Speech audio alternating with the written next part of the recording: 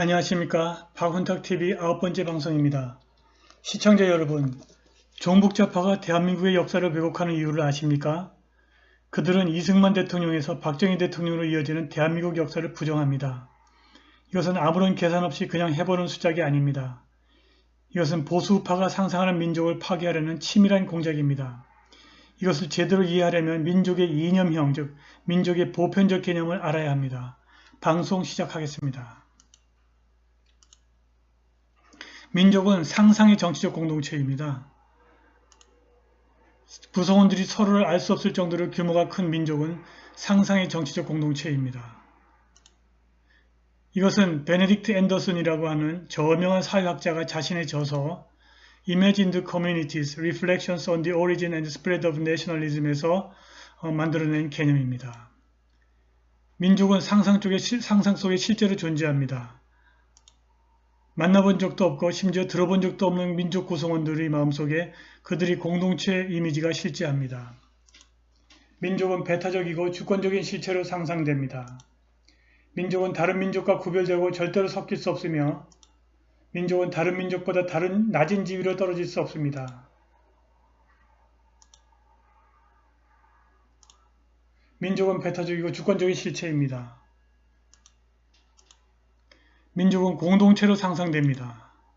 실제로는 사회 경제적 불평등이 만연하고 심지어 지배 세력의 경제적 착취가 만연되어도 민족은 수직적이고 수평적인 동료애를 지닌 공동체로 상상됩니다. 반대로 모든 구성원이 서로 알고 지내는 소규모 집단일지라도 서로 반목하고 공동체를 상상하지 않으면 민족은 발생할 수 없습니다.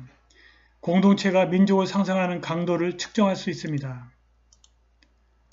1984년 하버드 대학의 얼스트 하스 교수가 민족을 상상하는 정도를 측정하는 5가지 지표를 개발했습니다. 첫째, 쿠데타나 내전 없이 규칙적으로 관찰되는 정치적 승계 방식이 있는가? 둘째, 대중매체와 공교육 체계가 전달하는 핵심 가치들이 일반적으로 수용되는가? 셋째, 국가의 경제정책이 지역, 언어, 인종 또는 종교적 차이와 무관하게 공정하다고 인식되는가? 넷째, 문화, 특히 언어 정책이 보편성을 갖는가? 다섯째, 경쟁하는 정당의 존재와 정권 교체와 무관하게 외교 정책에 관한 국민적 합의가 존재하는가? 하스의 이 5가지 지표로 한국인들이 민족을 상상하는 정도를 측정해 봤습니다. 대통령 5년 단임제가 정착되었으나 이를 의원 내각제 또는 대통령 4년 중심제로 바꾸려는 세력이 존재합니다. 따라서 1번 지표는 점수를 줄 수가 없습니다. 대통령 단임제의 강력한 정치권 물갈이 기능이 이러한 현상을 낳은 것으로 추론할 수 있겠습니다. 두 번째, 대중매체와 공교육 체계가 전달하는 핵심 가치들이 일반적으로 수용되고 있습니다. 그래서 이것은 20점 만점에 20점 줄 수 있겠습니다. 국가의 경제정책이 지역, 언어, 인종 또는 종교적 차이와 무관하게 공정합니다. 이것도 20점 줄 수 있습니다. 세 번째, 문화, 특히 언어 정책이 보편성을 갖습니다. 이것도 20점 줄 수 있습니다. 그러나 대외정책, 특히 대북정책에 관해서는 정당들이 타협할 수 없는 상이한 견해를 가지며 정권이 교체될 때마다 대북정책에 오락가락합니다. 그래서 이 5번째 지표는 점수를 줄 수 없습니다. 그러니까 토탈에서 한 60점 정도 줄 수 있는 점수입니다. 같은 민족을 상상하려면 역사성을 공유해야 합니다. 이것은 저희 부친이신 박봉식 전 서울대 총장께서 1964년 사상계라는 저널에 실은 논문 사대주의와 민족주의, 정쟁의 도구로 쓰이는 정치인의 주의 주장이라는 논문에서 찾아낸 이론입니다. 서양 외교사를 전공한 이 논문의 저자는 서유럽에서 나폴레옹 전쟁 이후 민족주의가 발생할 때 가장 중요한 역할을 한 것이 역사에 대한 해석과 재해석이었다고 합니다. 민족을 상상하려면 역사성, 즉 역사에 대한 해석을 공유해야 한다는 것입니다. 한국의 주류 사회와 보수 우파는 종북 세력과 역사성을 공유하지 않습니다. 종북 세력은 한국 사회의 역사성을 부정하고 있습니다. 종북 세력은 1948년 7월에 이승만 대통령이 대한민국을 건국한 역사적 사실을 부정합니다. 그들은 상해 임시정부가 설립된 날을 건국절이라고 주장합니다.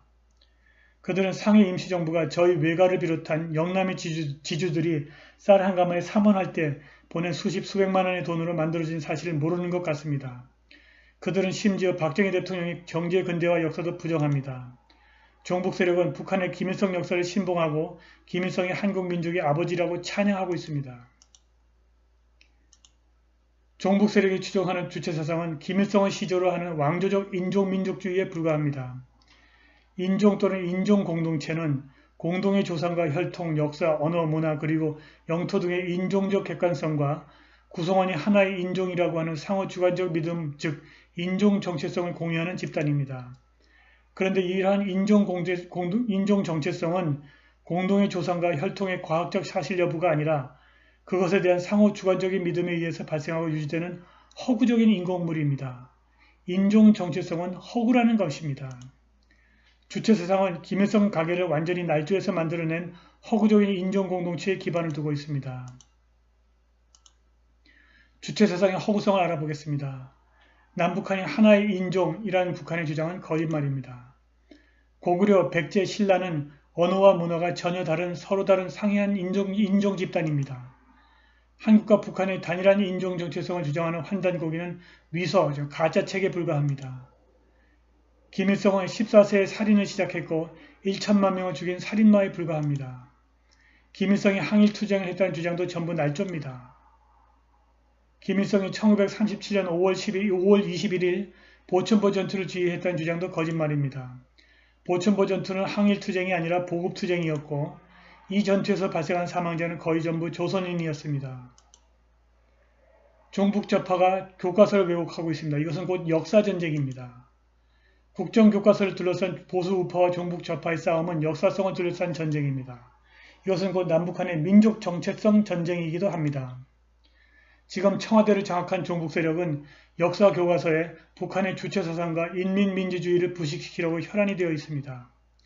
지금 종북세력이 역사전쟁에서 이기고 있고 유리한 고지를 점령했습니다. 보수우파가 이승만 대통령과 박정희 대통령의 업적을 알리는 것만으로는 승산이 없습니다. 도대체 무엇을 해야 하겠습니까? 김일성이 더러운 정체를 전파해야 합니다. 14세에 살인을 시작한 김일성은 항일 무장투쟁을 한 사실이 없고 김일성은 1937년 5월 보천보 전투에 참전하지 않았고 이자가 중국과 소련을 끌어들여 6.25 전쟁을 일으켜 수백만 명을 죽였고 이자가 독재체제를 만드는 과정에서 수백만을 학살했고 이자가 독재체제를 유지하는 과정에서 또 수백만을 죽였습니다. 이러한 사실의 전파가 종북 좌파와의 역사전쟁과 민족전쟁에서 이기는 길입니다. 오늘 방송 마치겠습니다. 구독 버튼과 좋아요 버튼 눌러주시면 방송 제작에 힘이 됩니다. 감사합니다.